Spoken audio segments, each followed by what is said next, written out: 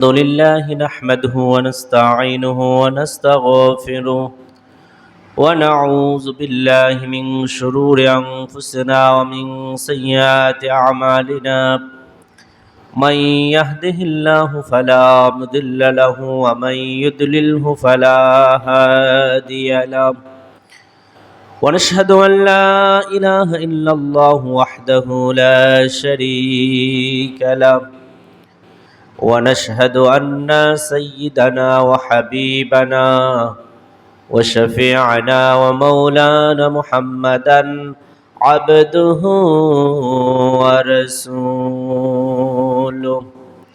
الذي أرسله بالحق بشيرا ونذيرا وداعيا إلى الله بإذنه وسراجا وقمرا منيرا সকলে আমার সাথে পড়েন আউযু বিল্লাহি মিনাশ শাইতানির রাজীম বিসমিল্লাহির রহমানির রহিম إنما جزاء الذين يحاربون الله ورسوله ويسعون في الأرض فسادا أن يقتلوا أو يسلبوا أو تقطع أيديهم وأرجلهم من خلاف أو ينفون من الأرض صدق الله العظيم وصدق رسوله النبي الحبيب الكريم لو سرقت فاطمة بنت محمد صلى الله عليه وسلم لقطعته يديها أو كما قال عليه الصلاة والسلام وقال الله تعالى في شان حبيبه مخبرا وآمرا إن الله وملائكته يصلون على النبي يا أيها الذين آمنوا صلوا عليه وسلموا تسليما يا اللهم صل سيدنا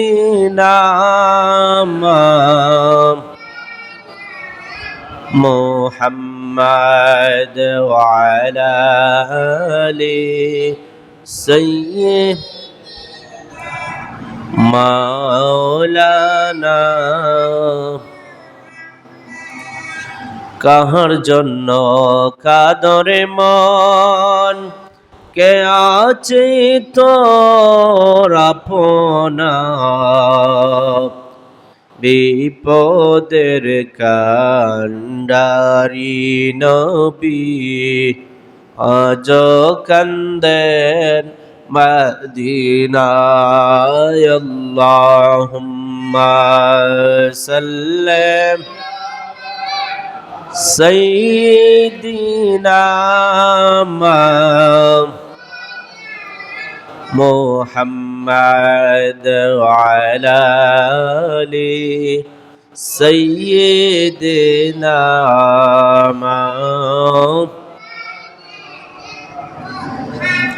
بلغ العلا بكماله كشف الدجى بجماله حسنت جميع خصاله صلوا عليه وآله يا صاحب الجمل ويا سيد البشر من وجهك المنير لقد نور القمر بلغ العلا بكماله كشف الدجى بجماله حسنت جميع خصاله صلوا عليه وآله। উপস্থিত সম্মানিত মুসল্লিয়ান কিরাম, পর্দানিশীন মা ও বোনেরা, সকলের নিকট আমি গুনাহগারের সালাম। আসসালামু আলাইকুম ওয়া রাহমাতুল্লাহি ওয়া বারাকাতুহু। মহান রব্বুল আলামিনের দরবারে শুকর যে আল্লাহ রব্বুল আলামিন আমাদেরকে পবিত্র রমজানুল মুবারকের শেষ জুমায় মসজিদে জুমার নামাজ আদায়ের উদ্দেশ্যে আসার বসার তৌফিক দিয়েছেন সুস্থতার সহিত। সেই জন্য রব্বুল আলামিনের দরবারে আমরা শুকরিয়াতান সকলে বলি আলহামদুলিল্লাহ। দুরুদ এবং সালাম সৈয়দুল মুরসালিন, ইমামুল মুরসালিন, খাতামুন নবীন, শফিউল মুজনিবিন, রহমাতুল লিল আলামিনের কদম মুবারকে আল্লাহ তাবারক তাআলা যেন আমাদের এই মজলিসের পক্ষ থেকে অসংখ্য অগণিত দুরুদ এবং সালাম সোনার মদিনায় পৌঁছে দেন। সকল আল্লাহুম্মা আমিন। প্যারে হাজিরিন, আমি আপনাদের সামনে সূরাতুল মাইদার 33 নম্বর আয়াত তেলাওয়াত করেছি। এর আলোকে আল্লাহ রাব্বুল আলামিন যেন আমাকে কিছু কথা বলার, আপনাদেরকে শ্রবণ করার, তদনুযায়ী আমল করার তৌফিক দান করেন। ওয়া মা তৌফিকি ইল্লা বিল্লাহ। একজন মানুষ ইসলামের উপর পরিপূর্ণভাবে চলতে গেলে 6টি গুরুত্বপূর্ণ বিষয় রয়েছে, এটা জানা আবশ্যক। যদি এই 6টি বিষয় জানে তাহলে তার ইসলামের উপর, মুসলমানিত্বের উপর চলা সহজ, চলতে ভালো হবে। ইসলাম এমন একটি ধর্ম, আমাদের ধর্মের নাম হলো ইসলাম, এমন একটা দিন, এটা পরিপূর্ণ দিন, সম্পূর্ণ, কমপ্লিট। এর মধ্যে কোনো অপূর্ণাঙ্গতা, অসম্পূর্ণতা, নুকসানিয়ত নাই। ইসলাম একজন মানুষের জীবন পরিচালনা করার ক্ষেত্রে যা যা প্রয়োজন সবগুলার বিধিবিধান, নিয়ম নীতি বলে দিয়েছে। কেননা ইসলাম হলো আল্লাহ রাব্বুল আলামিনের কাছে মনোনীত ধর্ম। ইন্নাদ-দীন ইনদাল্লাহিল ইসলাম, একমাত্র, শুধুমাত্র, কেবলমাত্র আল্লাহ রাব্বুল আলামিনের কাছে গ্রহণযোগ্য, মনোনীত, পছন্দনীয় ধর্মের নাম হচ্ছে ইসলাম। এই পৃথিবীতে অনেক ধর্ম রয়েছে, অনেক ধর্মাবলম্বী মানুষ রয়েছে।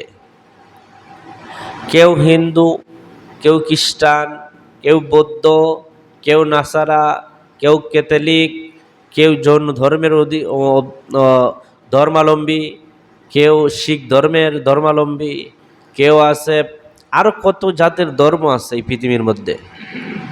অসংখ্য অগণিত ধর্ম রয়েছে। এই সমস্ত ধর্মের মধ্য থেকে, এই অসংখ্য অগণিত ধর্মের মধ্য থেকে আল্লাহর কাছে মনোনীত ধর্ম কয়টা? একটা। এটার নাম হলো ইসলাম। মনে করেন আপনি বাজারে গেছেন, আপনি ইলিশ মাছ কিনবেন। আপনার ইলিশ মাছ লইয়া অনেক ব্যবসায়ীরা বসছে, কিন্তু আপনার যেটা ভালো লাগে, পছন্দ লাগে, আপনি এটাই কিনবেন না সবই কিনবেন? সব কিনবেন না। আপনার যেটা ভালো লাগে, আপনার যোগ্যতা বিবেচনায়, বিবেক বুদ্ধি দিয়া সেই ইলিশ মাছই কিনবেন, অন্য কোনো মাছ কিনবেন না। কারণ আপনার পছন্দর বিষয়। আমি এত টাকা দিয়া মাছ নেব, নর্মাল মাছ, ফসা মাছ কি আনবো বাজার থেকে? আনবো না। 1500, 1600, 2000 টাকা কেজি মাছ, এই মাছ কি আমি ফসা মাছ আনবো? এত দামি মাছ। তো আপনার পছন্দনীয় মাছ, ইলিশ মাছ আপনি কিনতে গিয়া, অনেক মানুষ ইলিশ মাছ নিয়ে বাজারে বসার থাকে, অনেক ফিশারম্যান, তাদের সকলের কাছ থেকে আপনি কিনেন না। তাদের সবার মধ্য থেকে যার কাছে সবচাইতে ভালো, উৎকৃষ্ট, সুন্দর, যেই মাছটা শক্ত, এটাই আপনি কিন্না বাচ্চা সব দোকান দেখা কিন্না আনেন। কিন্তু ইলিশ মাছ তো সবার কাছেই আছে, অনেক ব্যবসায়ীর কাছে আছে। এই পৃথিবীতে অসংখ্য অগণিত ধর্ম রয়েছে, ধর্মের মানুষ রয়েছে। সকল ধর্মের মানুষ, সকল ধর্ম আল্লাহর কাছে গ্রহণযোগ্য নয়, পছন্দ নয়। আল্লাহর কাছে গ্রহণযোগ্য, পছন্দনীয়, আল্লাহর মনোনীত একটাই ধর্ম, সেটা হলো ইসলাম। আর এই ইসলাম হলো কমপ্লিট আপনার পারিবারিক জীবন, আপনার সামাজিক জীবন, আপনার রাজনৈতিক জীবন, আপনার ধর্মীয় জীবন, আপনার আন্তর্জাতিক জীবন, এক কথায় আপনার জন্ম থেকে মৃত্যু পর্যন্ত আপনার যা যা প্রয়োজন সবগুলা ইসলাম বলে দিয়েছে। ইসলাম সবগুলা আপনার জন্ম থেকে ইন্তেকাল পর্যন্ত, আপনার খবর রাখা পর্যন্ত, কিভাবে রাখতে হবে, কিভাবে কি করতে হবে, সব ইসলামে বলে দিছে, দেয় নাই? সব বলছে। কিন্তু ভিন্ন ধর্মের এই ধরনের নাই। আপনি আমার জন্ম নেওয়ার পর আপনি আমার কি কি করণীয়, মা বাবার অধিকার কি, সন্তানের অধিকার কি, আমি যখন বালেক হলাম, আমি যখন উপযুক্ত বয়সে হলাম তখন মা বাবার কর্তব্য কি, আমি যখন বৃদ্ধ বয়সে গেলাম তখন সন্তানের মা বাবার প্রতি কি অধিকার কর্তব্য, আমি যখন ইন্তেকাল করলাম তখন আমার আউলাদরা দুনিয়াতে যারা থাকবে তাদের কি দায়িত্ব কর্তব্য। এক কথায় টোটাল আপনার জীবনটা পরিচালনা করার জন্য যা যা বিধি বিধান, নিয়ম নীতি, আইন কানুন, রুল দেওয়ার আল্লাহ সব ইসলামের মাধ্যমে আপনি আমাকে দিয়ে দিয়েছেন। হয়তো আমি মানি না, অথবা অলসতায় আল্লাহর আইন, আল্লাহর বিধান মানি না, পালন করতে পারি না, এটা হলো আমাদের অযোগ্যতা, আমাদের অলসতা। কিন্তু ইসলাম এমন একটি ধর্ম, যেই ধর্মের আপনাকে সমস্ত বিষয় খুলে খুলে, সমস্ত বিষয় আপনাকে খুলে খুলে বিধিবিধান, নিয়ম নীতি দিয়ে দিচ্ছে। একটা কোরআন শরীফ দেওয়ান থেকে, তা এই ইসলাম আল্লাহ রাব্বুল আলামিনের কাছে একমাত্র গ্রহণযোগ্য, একমাত্র আল্লাহ রাব্বুল আলামিনের কাছে গ্রহণযোগ্য, আল্লাহর কাছে মনোনীত ধর্ম। তো সেই ইসলাম সারা যারা অন্য ধর্মাবলম্বী আছে, সে ইচ্ছা করলে পালন করতে পারবে, তাতে কোনো বাধ্যবাধকতা নেই। আল্লাহ রাব্বুল আলামিন বলে দিয়েছেন, লাকুম দীনুকুম ওয়ালিয়া দিন, তোমাদের ধর্ম তোমরা পালন করো। মুসলমান যারা মুসলমানের ধর্ম পালন করবে, হাসরের ময়দানে আল্লাহ রাব্বুল আলামিন বিচার করবেন। আল্লাহ রাব্বুল আলামিন তো দুনিয়াতে বলেই দিয়েছেন একটা সঠিক আর বাকি সব বেঠিক। সুতরাং বেঠিকের পথে যখন চলবেন বেঠিকের ফলাফল পাবেন, আর সঠিক পথে যখন চলবেন সঠিকের ফলাফল পাবেন। এটা আল্লাহ বলে দিয়েছেন।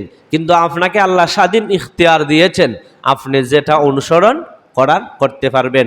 আপনার স্বাধীন ইচ্ছা শক্তি, বিচার শক্তি আছে। এখন আপনি বিচার বিশ্লেষণ হইরা যদি বাজারে গিয়া 2000 টাকা 1600 টাকা কেজি ইলিশ মাছ ফসাটা আপনি কিনা নেন, তো এইখানে তো অন্য কেউ দায়ী না, এটা আপনার বিবেক বিবেচনা, আকল বুদ্ধি জন্য আপনি দায়ী, না আর কেউ দায়ী হইব? আল্লাহ আপনাকে সব বিধিবিধান সঠিকটা অঠিকটা বলে দিয়েছেন, আপনি জানেন। এখন আপনি বাজার থেকে ইচ্ছা করলে ভালোটা আনতে পারেন, মন্দটাও আনতে পারেন। মন্দটা আনলে, মন্দ খাবার খাইলে যেমন শরীর নষ্ট হয়, শরীর স্বাস্থ্যের ক্ষতি হয়, আপনার অসুখ হয়, ঠিক তদ্রূপ আল্লাহ সঠিক বলে দিয়েছেন, বেঠিক বলে দিয়েছেন। আপনি যেমন বেঠিকের আদর্শ, আলোচনা, নিয়ম নীতি মানবেন, আপনি অসুস্থ হবেন। মানে আপনি অঠিক পথে চললেন, আর অঠিক পথে চলার কারণে দুনিয়ায় আখেরাতে উভয় কালে আপনি আল্লাহর গ্রহণযোগ্য হবেন না, অগ্রহণযোগ্য হবেন। এখন আসেন, আমরা মুসলমান যারা, আমরা আমাদের ইসলামের উপর চলার জন্য 6টি গুরুত্বপূর্ণ বিষয় আমাদেরকে জানতেই হবে। কারণ এগুলা না জানলে আপনি আমার জীবন পরিচালনা করা ইসলামের উপর সম্ভব নয়। 1 নাম্বার হলো আকাইদ। 1 নাম্বার হলো আকাইদ, মানে আকিদা, বিশ্বাস। আমার আল্লাহর প্রতি কি বিশ্বাস, নবীর প্রতি কি বিশ্বাস, রাসূলগণের প্রতি কি বিশ্বাস, এই আসমানি কিতাবের প্রতি কি বিশ্বাস, আখেরাতের প্রতি কি বিশ্বাস, মৃত্যুর পরে যে আবার জীবিত হইব ওই কি বিশ্বাস, তাকদীরের প্রতি যে আমার কি বিশ্বাস, কোন ধরনের বিশ্বাস আমি করতে হবে, এগুলা সব জানতে হবে। এটারে এক কথায় বলে আকাইদ। 2 নম্বর হলো ইবাদত। ইবাদত সম্পর্কে আমাকে জানতে হবে। আমি নামাজ পড়তে আসছি, নামাজের ইবাদতের নিয়ম কানুন যদি না জানি, ইবাদত আল্লাহর দরবারে কবুল হবে? হবে না। তাহলে ইবাদত জানতে হবে। 3 নাম্বার হলো মুআমালাত, লেনদেন। মানুষ একা বসবাস করতে পারে না, সমাজবদ্ধ হয়ে বসবাস করতে হয়। মানুষ কোনো জঙ্গলের পশু না যে একা জঙ্গলের পশুও সমাজ নিয়ে চলে। যেহেতু মানুষ সৃষ্টির শ্রেষ্ঠ জীব, তাকে সমাজ নিয়ে চলতে হবে। সেই সমাজ চলতে গেলে সমাজের নিয়ম নীতি আছে, সেই সমাজের নিয়ম নীতি মেনে চলতে হয়। এটাকে বলা হয় মুআমালাত, লেনদেন। একজন মুমিন মুসলমানের সাথে আরেকজন মুমিন মুসলমানের লেনদেনটা কিভাবে হবে, কিভাবে সে ব্যবসা বাণিজ্য করবে, কিভাবে সে আয় ইনকাম করবে, কিভাবে সে রুজি রোজগার করবে, তার যে এই লেনদেনের সমস্ত বিষয় আদি এগুলা সব জানতে হবে। এটা এক কথায় বলা হয় মুআমালাত। 3 নাম্বার গেল। 4 নাম্বার হলো মুআশারাত, সামাজিক রীতিনীতি বিধিবিধান। ইসলামের সামাজিক রীতিনীতি বিধিবিধান কি, এগুলা জানতে হবে। 5 নাম্বার হলো উকুবাত, কোন অপরাধ করলে কি শাস্তি, অপরাধের শাস্তি কি, পাপের শাস্তি কি, এই বিধিবিধান। এসব যত অপরাধ অন্যায় আছে এই সবগুলাকে একসাথে বলা হয় উকুবাত। এগুলো 5 নাম্বার।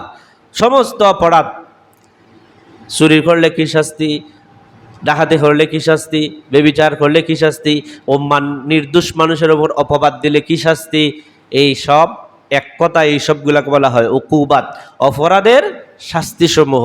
ইসলামী আইনে, মুসলিম আইনে, আল্লাহর আইনে কি শাস্তি হবে, কি অপরাধ করলে, এগুলা জানাকে বলা হয় উকুবাত এক কথায়। 6 নাম্বার হলো আদব ও আখলাক। একজন মানুষের কি শিষ্টাচার থাকা প্রয়োজন, কি চরিত্র থাকা তার প্রয়োজন, তার আখলাকটা কি হবে, তার আখলাকটা কি আখলাকে হাসানা হবে না আখলাকে জামিমা হবে, আখলাকটা কি ভালো হবে না মন্দ হবে, তার শিষ্টাচার কি ধরনের হবে, এটা সম্পূর্ণটাকে বলা হয় আদব ও আখলাক। এই 6টা বিষয় জানা প্রত্যেক মুমিন মুসলমানের উপর জরুরি, দরকার। তা না হলে ইসলামের উপর পরিপূর্ণভাবে চলা সম্ভব নয়। একটা জানে একটা জানে না, অপরাধ সম্পর্কে জানে না, বিভিন্নতা অসম্পূর্ণতা থেকে যাবে। এজন্য একজন মানুষ ইসলামের উপর, মুসলমান ইসলামের উপর পরিপূর্ণভাবে চলতে গেলে কমপক্ষে এই 6টি বিষয় জানতে হবে। 1 নম্বর হলো আকিদা, 2 নম্বর ইবাদত, 3 নম্বর মুআমালাত, 4 নম্বর মুআশারাত, 5 নম্বর আপনার উকুবাত, 6 নম্বর আদব ও আখলাক। আমি আপনাদের সামনে আজকে একটা বিষয় নিয়ে আলোচনা করব, সেটা হলো উকুবাত, শাস্তি। কি অপরাধ করলে কি শাস্তি আল্লাহর আইনে, এটা নিয়ে আলোচনা করব। আকীদা সম্পর্কে আমি আপনাদের সামনে অনেকদিন আলোচনা করেছি। আহলুস সুন্নাত ওয়াল জামাতের আকীদা কি কি বিষয়ের উপর করতে হয় এটা আপনারা মোটামুটি এখন জানেন। তারপরে হলো ইবাদত, ইবাদত মোটামুটি জানেন। মুআমালাত, মানুষের সাথে লেনদেন করতে গেলে, আদান প্রদান করতে গেলে, টাকা পয়সা, ব্যবসা বাণিজ্য যা কিছু আছে এভরিথিং, সবগুলা কোন নিয়মে করতে হবে, ইসলামের বিধিবিধান কিন্তু এগুলার মধ্যে আছে। ইসলামের নিয়ম নীতি, আপনি ব্যবসা করলে ব্যবসার মধ্যে কি কি নিয়মে আপনি ব্যবসা করবেন, মাল কিভাবে কিনবেন, কিভাবে বিক্রি করবেন, এগুলা ইসলামের আছে। ইসলাম তো পরিপূর্ণ জীবন ব্যবস্থা। তাহলে আপনি যখন একজন মানুষ, আপনি ব্যবসা করতে হবেন, তা আপনি নীতি হয়ে পাবেন। ইসলাম আপনাকে সেই নিয়ম নীতি দিয়েছে। আর এটা ইসলাম অপূর্ণাঙ্গ ধর্ম নয়, এটা পূর্ণাঙ্গ ধর্ম। সম্পূর্ণ ধর্ম এটা খের কাছ থেকে খরচা করে আনন্দ লাগবে না কোনো বিধিবিধান নিয়ম নীতি। এটা আপনাকে চলার জন্য, আপনি ব্যবসা বাণিজ্য করার জন্য কিভাবে ব্যবসা বাণিজ্য করতে হবে সেই বিধিবিধান আপনাকে ইসলাম দিয়া দিয়েছে। তারপরে আপনি মুআমালাত লেনদেন করলেন, মুআশারাত সামাজিকভাবে কিভাবে চলতে হবে, সমাজবদ্ধভাবে চললে আপনার উপর কি দায়িত্ব রয়েছে সমাজের, আপনার মানুষেরও কি দায়িত্ব রয়েছে, আপনার কি হক রয়েছে মানুষের কাছে, মানুষের কি হক রয়েছে, এগুলো আপনাকে জানতে হবে। তারপর হলো উকুবাত, শাস্তি, এটা আলোচনা করব। শাস্তি, অপরাধযোগ্য শাস্তিকে কোরআনের ভাষায় যেগুলার নির্ধারিত শাস্তি আল্লাহ কোরআনে উল্লেখ করে দিয়েছেন এইগুলাকে বলা হয় হুদুদ। মানে এই অপরাধ করলে এই শাস্তি, ডাইরেক্ট, এখানে কোনো কম্প্রোমাইজ নাই। এই ধরনের অপরাধ হইল মাত্র 6টা, যেই অপরাধের শাস্তি আল্লাহর পক্ষ থেকে নির্ধারিত, এই অপরাধের এই শাস্তি, এই ধরনের অপরাধ হইল 6টা মাত্র।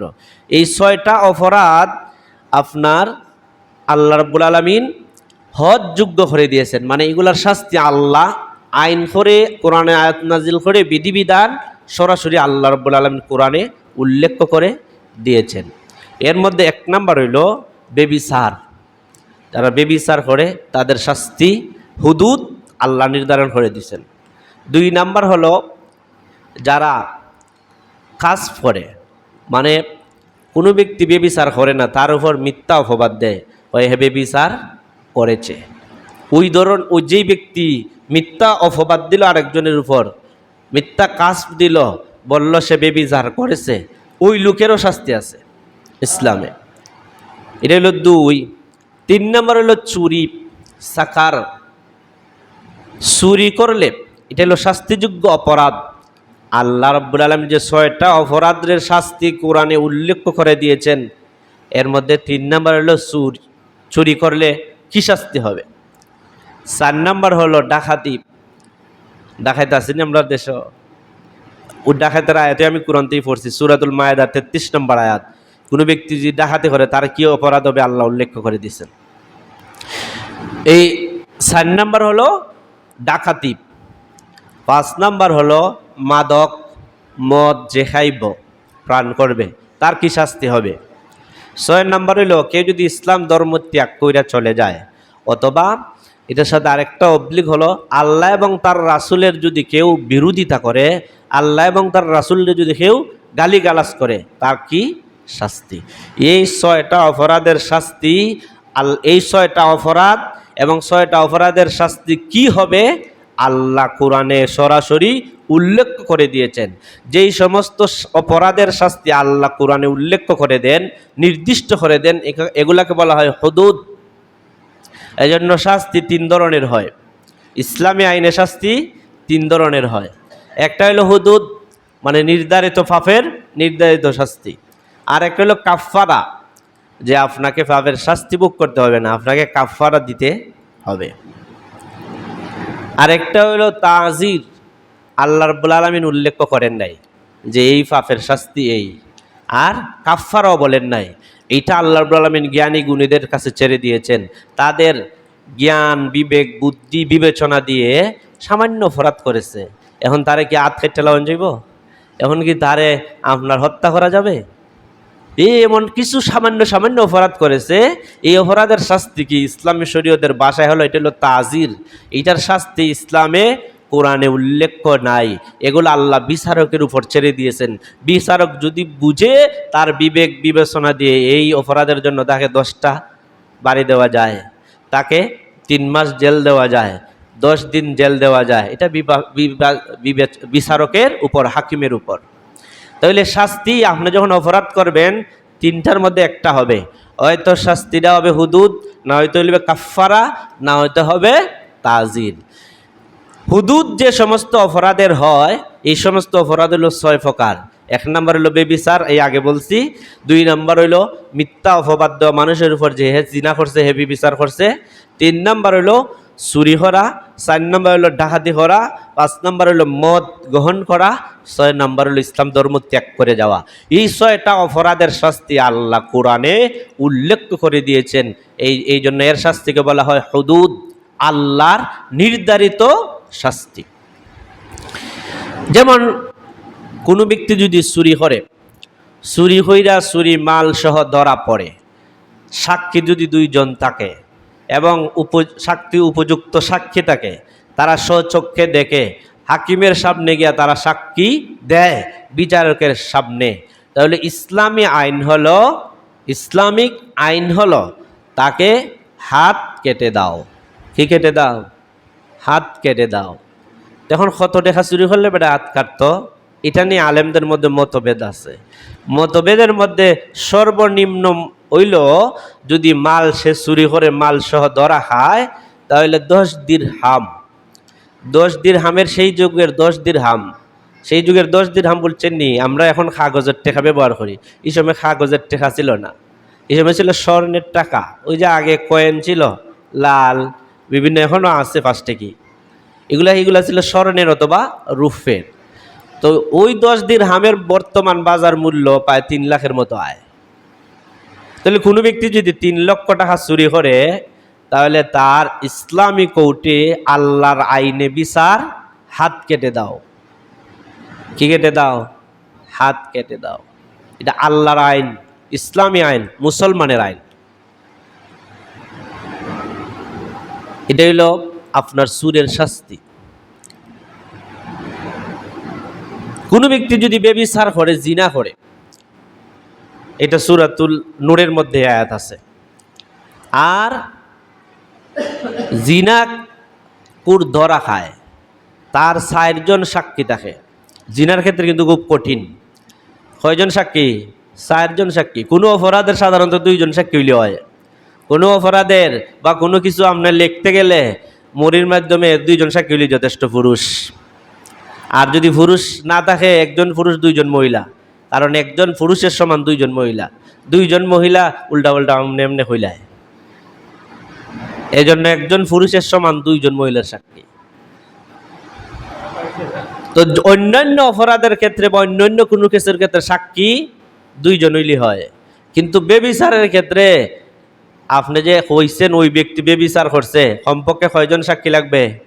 4 জন সাক্ষী লাগবে, এবং 4 জন স্বচক্ষে দেখতে হবে। 4 জন যদি হাকিমের কাছে গিয়ে 4 জনের বক্তব্য দেয়, ওই ব্যক্তিকে এই শাস্তি দেওয়া যাবে না। এটা হলো ইসলামিক আইন। আর যেই ব্যক্তি বলবে, আর ব্যভিচারের শাস্তিটা কি? ইসলামিক আইন অনুযায়ী যদি প্রাপ্তবয়স্ক হয়, বিবাহিত হয়, তাহলে তাকে রজম করে, যেটা আফগানিস্তান করা হয়, ইয়ামেন করা হয়, সৌদি আরব করা হয়, অনেক দেশে করা হয়, চীন দেশে করা হয়। বালা যদি তাকে ডিএনএ টেস্ট করে বোঝা যায় যে সে অপরাধ করছে, তাহলে ক্রসফায়ার করে জায়গাত মেরে ফেলে দাও, 19-20 নেই। তো কোনো ব্যক্তি যদি সেই সাক্ষী সহ ধরা খায় জিনার মধ্যে, ব্যভিচারের সহ, তাহলে তার শাস্তি হলো খোলা মাঠের মধ্যে দাঁড় করাইয়া হাত পা বান্ধিয়া তাকে চতুর্দিক থেকে মুমিন মুসলমানরা পাথর নিক্ষেপ করবে। পাথর মারতে মারতে যতক্ষণ তার জান না বাইর হইছে, সমস্ত মুসলমান পাথর মারবে, আর মানুষ দাঁড়াইয়া চতুর্দিকে দেখবে যে ব্যভিচার করলে পরে কি শাস্তি হয়। এবং আল্লাহ বলেছেন এই আয়াতের মধ্যে যে এই শাস্তি দিতে কোনো বিচারকের যেন মনে একটু দয়া না আসে, কারণ যদি দয়া আসে আর অপরাধ এর শাস্তি না দেওয়া হয়, তাহলে মানুষ সমাজের মধ্যে আরো অপরাধ বৃদ্ধি পাবে। এজন্য কোনো দয়া পরবশ এই বিচারের ক্ষেত্রে হওয়া যাবে না। তাহলে কোনো ব্যক্তি যদি 4 জন সাক্ষী সহ ব্যভিচারে ধরা খায়, তাহলে তার শাস্তি কি? খোলা মাঠের মধ্যে পাথর মেরে হত্যা করা, এটাকে বলা হয় রজম। আর যদি সে অবিবাহিত হয়, কি হয়? অবিবাহিত, এটা ইসলামিক আইন, মুসলিম আইন, আল্লাহর আইন। এটা আমরা দেশের আইন না, কোনো দেশের ব্রিটিশ আইন না, ভারতীয় আইন না, এটা হাম্বুরারি আইন না, এটা ইসলামিক আইন, আল্লাহর আইন। যদি অবিবাহিত হয় পুরুষ মহিলা, তাহলে তাদেরকে 80টা বাড়ি দেওয়ার। কয়টা বাড়ি? 80টা বাড়ি দেওয়ার, এটা আল্লাহর আইন। আর যেই ব্যক্তি বলছে ওই ব্যক্তি অপরাধ করছে, জিনা করছে, ব্যভিচার করছে, ওই ব্যক্তি যদি মিথ্যা বলে থাকে, এগুলো কোরআনে সরাসরি উল্লেখ আছে। যদি ওই ব্যক্তি মিথ্যাবাদী হয়, যে বলছে যে অমুক লোক অপরাধ করছে, অমুক লোক ব্যভিচার করছে, তাহলে তারে দেও 80টা বেত। সে যেহেতু 4 জন সাক্ষী উপস্থিত করতে পারে নাই, মনের আক্রোশে বালা মানুষে কইছে এ বেবিচার করছে। মনের দ্বন্দ্বে অথবা অন্য কোনো দ্বন্দ্বে, নিজের স্বার্থ, অন্য অন্য কারণে নির্দোষ মানুষে কি বলছে, সে বেবিচার করছে। তো ওই ধরনের যদি কেউ বলে, তাহলে তারে কি করতে হবে, 80টা বেতের বাড়ি দিতে হবে, ইসলামিক আইন। এবং মুসলিম কোর্টে সে জীবনে আর সাক্ষী দিতে পারবে না, সে সাক্ষীর জন্য অগ্রহণযোগ্য ব্যক্তি হয়ে যাবে, কারণ সে মিথ্যা বলেছে, তার মিথ্যা প্রমাণিত। এজন্য কোনো ব্যক্তি যদি মিথ্যা একবার সমাজে প্রমাণিত হয়ে যায়, সেই লোক গ্রহণযোগ্য থাকে না, অগ্রহণযোগ্য লোক হয়ে যায়, তার গ্রহণযোগ্যতা থাকে না। যে উঠতে পড়তে মিছা কথা হয়, এর ব্যক্তির কথার কোনো দাম আছে? কোনো দাম নাই। তো ইসলামিক আইনে যে ব্যক্তি অন্য ব্যক্তিরে এসি পারছি না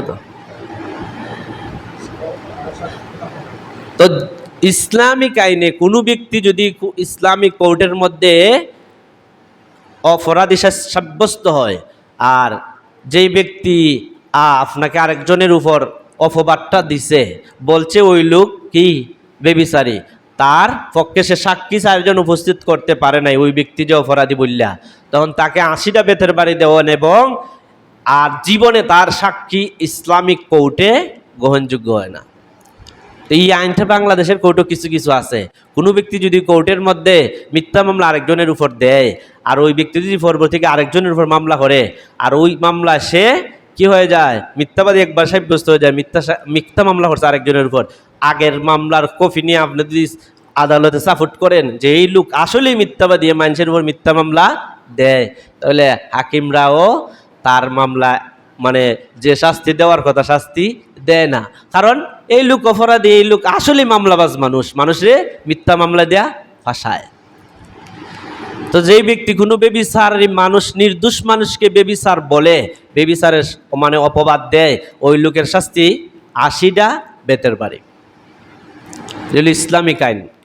এরপরে হইল গিয়ে আপনার জিনা বললাম, জিনার অপবাদের শাস্তি বললাম, এরপরে চুরির শাস্তি একটু আগে বলে ফেলছি। এখন হইল ডাকাতি।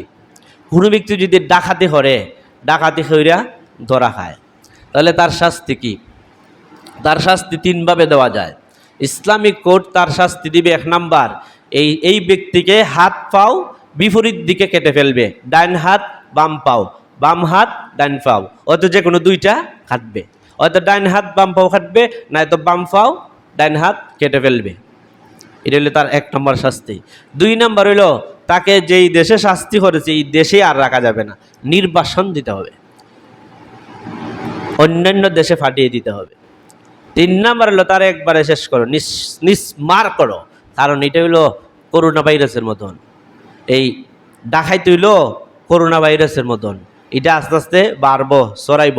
আজকে করছে ই বাড়িত, কালকে করবে হি বাড়িত, আজকে করছে ই গ্রামও, পরের দিন করবো হি গ্রামও, আর এর ডাকাতির স্বভাব ছাড়তে পারবে না। এই জন্য ইসলামিক আইনে তার হুদুদ হলো, তার নির্ধারিত শাস্তি হলো তাকে হত্যা করে ফেলো, অথবা হাত পাও বিপরীত দিকে খাটো, নয়তো দেশ থেকে বিচার বাহির করে দাও। এটা আল্লাহ রাব্বুল আলামিন সূরাতুল মায়েদার 33 নম্বর আয়াতে বলেছেন, ইন্নামা জাযাউল্লাযীনা ইউহারিবুনাল্লাহা ওয়াল আরদ, যারা আল্লাহ এবং তার রাসূলের গালমন্দ করে, আও ফাসাদান ফিল আরদ, জমিনের মধ্যে ফাসাদ সৃষ্টি করে, ডাকাতি করে, তাদের শাস্তি হলো আও ইউকাত্তালু, তাদেরকে হত্যা করে ফেলো, আও ইউসাল্লাবু, অথবা তাদের শুলে চড়াইয়া হত্যা করো, অথবা আও তুকাত্তা আইদিহিম মিন খিলাফিন, বিপরীত দিকে হাত কেটে ফেলো, ওয়া ইনফাউনা মিনাল আরদ, অথবা দেশ থেকে এদেরকে বিদায় করে দাও। এই দেশে থাকার ডাকাইতের কোনো অধিকার নাই। এটা কোন ধরনের রাষ্ট্র? মুসলিম রাষ্ট্র, ইসলামিক রাষ্ট্রের আইন। এটা হলো আল্লাহর আইন। ডাকাইতের জন্য এই শাস্তি আল্লাহ সরাসরি উল্লেখ করে দিয়েছেন, এটাকে বলা হয় হুদুদ। এরপর হইল মাদক, যারা মদ খায়, আল্লাহর আইন বলতেছি, যারা মদ খায় তাদের শাস্তি কি? তারা যদি সাক্ষী সহ প্রমাণে কি হয়ে যায়, প্রমাণিত হয়ে যায় মদকুর, তাহলে তার শাস্তি হলো তার 80টা বেতের বাড়ি দেওয়ান। কয়টা বেতের বাড়ি?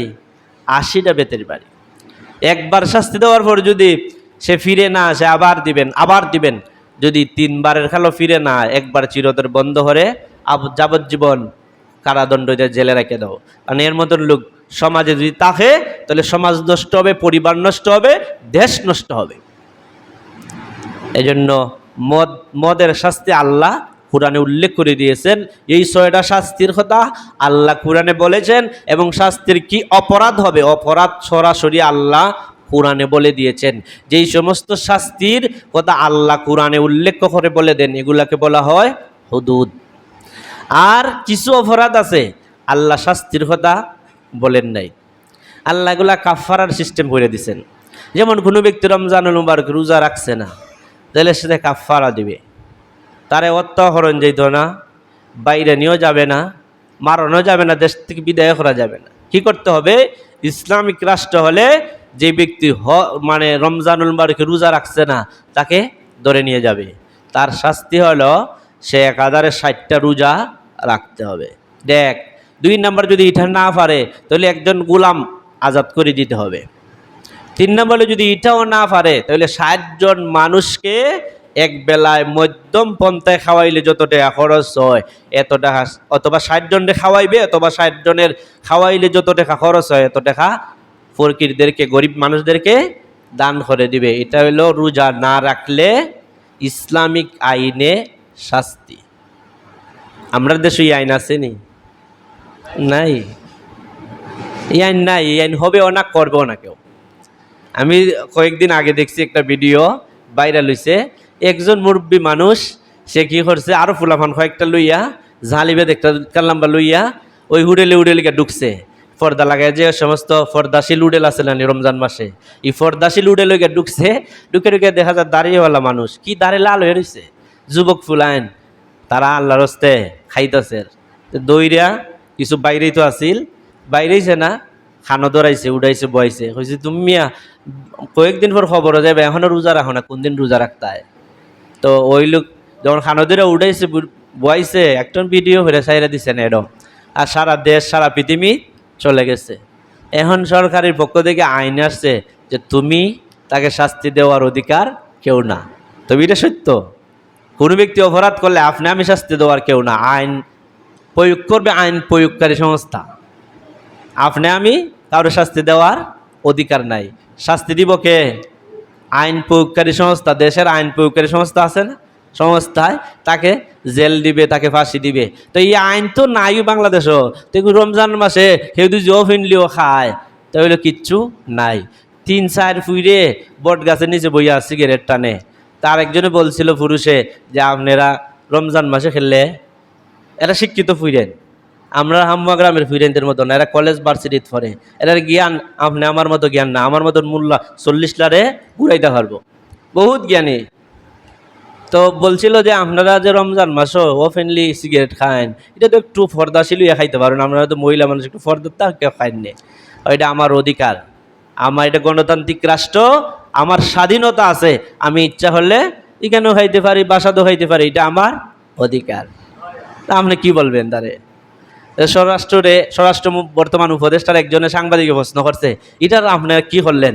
এটার রমজানুল মুবারকের মধ্যে এটা তো মানে এইভাবে খাওয়াটা ঠিক না, এটা অপরাধ, এটা অপরাধ। খাইলে সে আভ্যন্তরীতে খাবে। কেউ সিগারেট ফিগারেট এমনি তো যদি খায়, বাংলাদেশের আইন কত জানেননি জরিমানা? কেউ যদি ওপেন প্লেসের মধ্যে আপনার সিগারেট খায় 300 টাকা জরিমানা। কত টাকা? 300 টাকা। এখানে মসজিদে বসেও যদি কেউ খায়, আপনি যদি মামলা করেন কোর্টের মধ্যে, হবিগঞ্জ কোর্টে গিয়া, তাহলে জরিমানা কত হইব? মাত্র 300। কয় টাকা জরিমানা? এরপরে যদি আবার খায় তাহলে 900, মানে দ্বিগুণ, 600। এরপরে যদি আবার খায় তাহলে আরও দ্বিগুণ হবে। এখন যতবার আপনি মামলা দিবেন অতবার খালি শাস্তি বাড়বো। তা আপনি 100টা মামলা দিলে তার 2 লাখ টাকা যাইব। তোমার সাথে যদি আপনি আমার যদি শত্রুতা থাকে, তুই 100টা মামলা দে, তুইও গিয়ে খরচা হর, আমিও জরিমানা দিয়ে আইমু, কোনো লাভ হইব?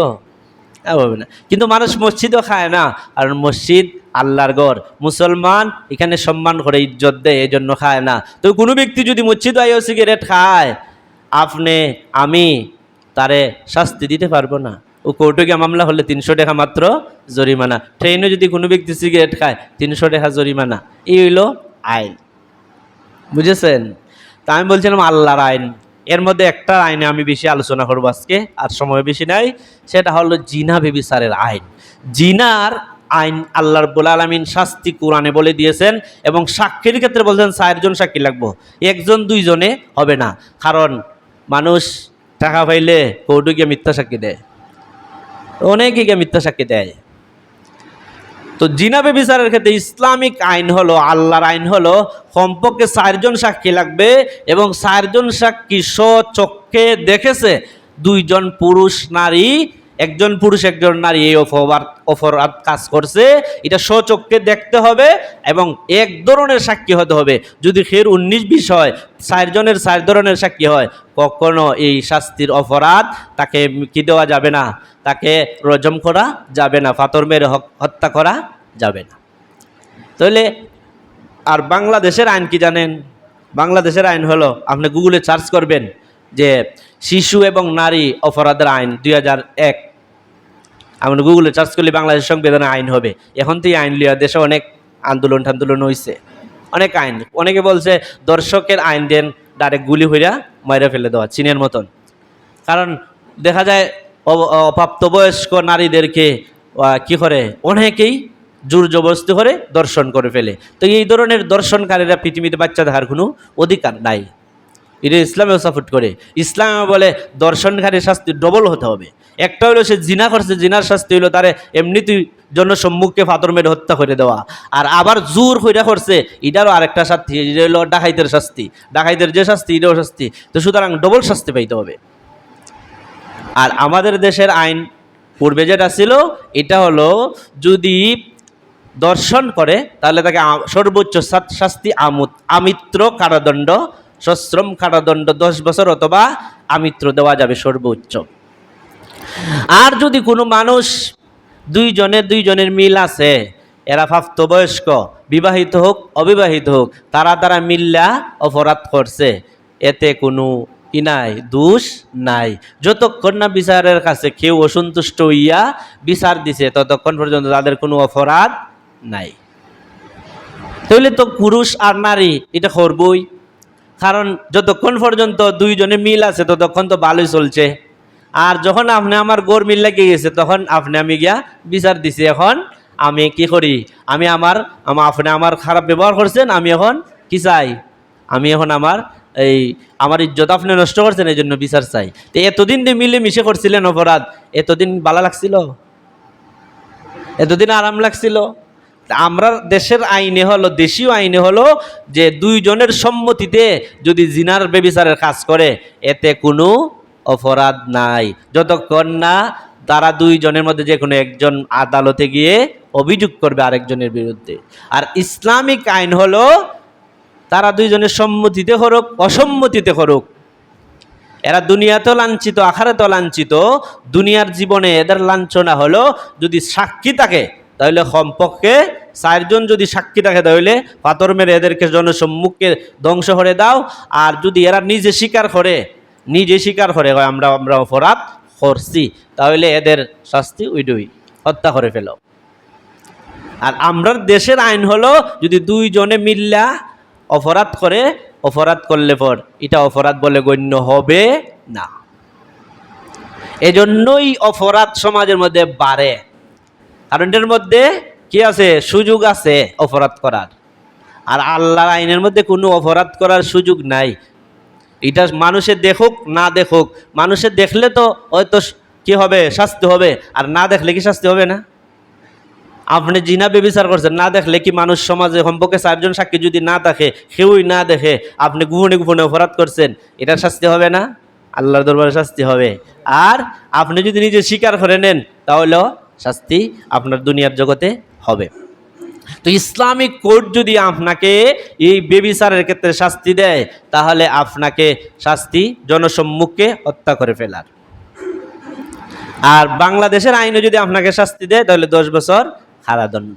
তবে এখন এই আইন নিয়ে দেশের মধ্যে অনেক আন্দোলন চলছে, মনে হয় ভালো একটা আইন হইতেছে। আচ্ছা, সেদিকে গেলাম না। আরেকটা আইন হলো আল্লাহর আইন হলো চুরি করলে অপরাধ। চুরি একটা অপরাধ, এই অপরাধের যদি সাক্ষী সহ মাল সহ অথবা মাল দেশাহানতা হোক, সে চুরি করছে প্রমাণিত হয়, অথবা নিজে সাক্ষী দেয়, নিজে স্বীকার হয় যে আমি চুরি করছি, অথবা তার দুইজন সাক্ষী থাকে, সাক্ষী পাওয়া যায় উপযুক্ত সাক্ষী, তাহলে তার শাস্তি হলো হাত এবং পা বিপরীত দিকে কেটে দাও, চুরির শাস্তি। নবীজির জামানায় বনু মাখজুম গোত্রের এক লোক চুরি করছে, চুরি হইরা ধরাও হয়েছে, মাল সহ ধরা হইলিছে। ধরা খাওয়ার কারণে নবীজি আদেশ করছেন তাহলে কি করে দাও, তাকে হাত কেটে দাও। তো তারা কি হলো, বনু মাখজুম গোত্রের লোকেরা, এরা ইয়া বনু কুরাইশ গোত্রের নবীজি বংশের, এই বংশের বড় বড় লিডার হল আছে না, এরা একটু বাইলবাট্টা হলো, ওইরা হলো নবীর কাছে আপনারা একটু সুপারিশ করেন যে এই লোকটারে যেন এই চুরির শাস্তি থেকে রেহাই দেওয়া হয়। তো নবীর কাছে যখন তারা গিয়া প্রস্তাব করলো, এটা হাদিসের ঘটনা, প্রস্তাব করলো, নবীজি বললেন শোনো, আমার পূর্বে যত নবী রাসূল এসেছিলেন, এই নবী রাসূলদের উম্মত ধ্বংস হওয়ার এই মূল একটা কারণ হলো তারা আল্লাহর আইনকে তাদের স্বার্থে ব্যবহার করত। আর চুরির শাস্তিকে তারা এমনভাবে ব্যবহার করত, যদি ধনী লোকরা চুরি করত এদেরকে শাস্তি দিত না, যদি গরিব লোকরা চুরি করত এদেরকে জনসম্মুখে শাস্তি দিত। অথচ আইন হলো, প্রত্যেক যুগে আইন হলো, ধনী হোক গরিব হোক, সাক্ষী সহ যদি কোনো ব্যক্তি চুরির ধরা হয়, সে কোন বংশের সেটা বিবেচ্য বিষয় নয়, তার চুরির জন্য অপরাধ, তাকে শাস্তি ভোগ করতে হবে। তো নবীজি বলেন পূর্ববর্তী জাতি ধ্বংস হওয়ার মূল একটা কারণ, সেটা হলো চুরির যখন তারা ধরা খাইতো, উচ্চ বংশের লোকরা, ধনী বংশের লোকরা, ভালো ভালো গোত্রের লোকরা, ধনীর পুত্রা, ধনীর দুলালরা, তখন তারা এটা আইন রে এমনে ঘুরাইয়া হইতো, এমনে বলতো এদেরকে শাস্তি দিলে কি হবে জানেন, আপনি যদি এই ব্যক্তিরে শাস্তি দেন, এই ব্যক্তির দেশের মধ্যে লাখ লাখ মুরিদ আছে, এরা তো চলে যাবে গিয়া, দেশ কন্ট্রোল করতে পারবেন না। আর গরিব লোক যখন চুরি করতো, সমাজের মধ্যে জনসম্মুখে তাদেরকে শাস্তি দাও, এইভাবে তারা ব্যবহার করতো। এরপর নবীজি বললেন শোনো, তোমরা যেই সুপারিশ নিয়ে আসছো, বনু মাখজুম গোত্রের লোক শাস্তির মধ্যে ধরা খাইছে, চুরি হইটা ধরা খাইছে, তার পক্ষে সুপারিশ করছো, আমার বক্তব্য শুনে নাও।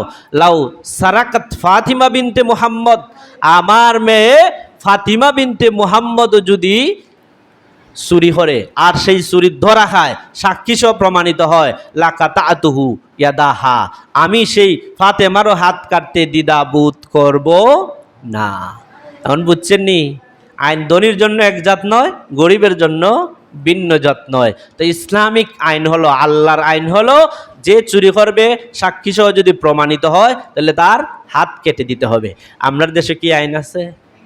আপনার দেশে আইন হলো চুরি করলে পর আপনার যদি একবারে ওপেনলি ধরা খাইছেন, এরপরও আপনার শাস্তি পরে, আপনি যদি শাস্তি সহ সাক্ষী সহ আপনি ধরা খান, ধরা খাইলে পর আপনার সর্বোচ্চ শাস্তি আমাদের দেশের আইনে আপনারে কি করতে পারে, 10 বছর সশ্রম কারাদণ্ড দিতে পারে, এর উপরে দিতে পারে না। হাত মাত কাটার কোনো বিধানই নেই। আরো আইন হলো, যদি হাত মাত কাটেন, অমুক অত বড় লোকরে আপনি যদি কি দেন, হাত কাটেন, তাহলে তো তার হবিগঞ্জ শহরে তার বক্ত মুরিদানের অভাব নাই, ঢাক একটা দিলে 1 লাখ মানুষ বুঝতে যাবে গিয়া, আদালত ঘেরাও করে ফেলবে। এই বয়ে শাস্তি দেওয়া হয় না, অনেক অপরাধীকে শাস্তি মওকুফ করে দেওয়া হয়। কিন্তু আল্লাহর আইন হলো, সে যত বড় অপরাধী হোক না কেন তাকে শাস্তি দিতেই হবে।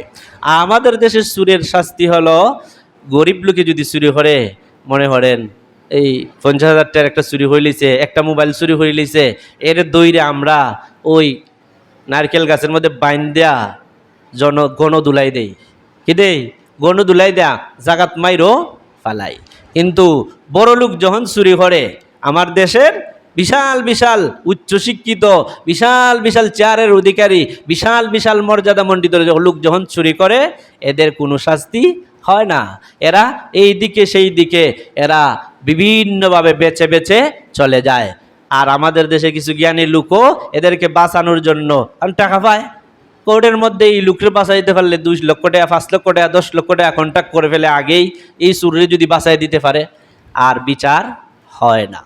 তাহলে ইসলামিক আইন এবং আমাদের দেশীয় আইন, ব্রিটিশ আইন, হাম্বুরারের আইন বলেন, ভারতীয় উপমহাদেশে আইন বলেন, এক না। ইসলামিক আইন একবারে নির্ধারিত নির্দিষ্ট আইনের গতিতে চলবে, কোনো মুখ বিবেচ্য বিষয় নয়। আর দেশীয় আইন, ব্রিটিশ আইন, ইসলামিক আপনার হাম্বুরারের আইন এবং ভারতীয় উপমহাদেশে আইন আপনার ফাঁকফোকর আছে, বিভিন্নভাবে বাঁচার সুযোগ আছে। আমরা দেশে যারা অপরাধী মনে করেন, যারা সরাসরি ওপেনলি দেশের হাজার হাজার কোটি টাকা বিদেশে পাচার করছে, একজনের কি হাত কাটা হয়েছে? একজনের কি 10 বছরের জেল হয়েছে? আমার মনে হয় না হবে বলে, আমার বিশ্বাসে হয় না হবে বলে। এই দেশে যদি আরও 120টা বিপ্লব হয় এরপরও হবে না, কারণ এই বিপ্লব স্বার্থর কাছে পরবর্তীতে বিক্রি হয়ে যাবে, কারণ এগুলো ইসলামিক বিপ্লব নয়। যদি ইসলামিক বিপ্লব হবে যেদিন, সেই দিন ইসলামিক আইন হবে, কোনো সুর আর দেশ ছেড়ে ফেলায় যেতে পারবে না, তার নির্ধারিত শাস্তি 1 সপ্তাহ 10 দিন 15 দিনের ভিতরেই হবে। কারণ হাজার হাজার কোটি টাকা দেশ থেকে বিদেশে নেয় যারা দেশের বাইরে বিক্রি করে দেয়, এদের বেঁচে থাকার দুনিয়াতে কোনো অধিকার মূলত নাই। আল্লাহ রাব্বুল আলামিন আমাদেরকে আল্লাহর আইন আমাদেরকে বুঝার তৌফিক দান করুক। আল্লাহ রাব্বুল আলামিন আল্লাহর আইন মানার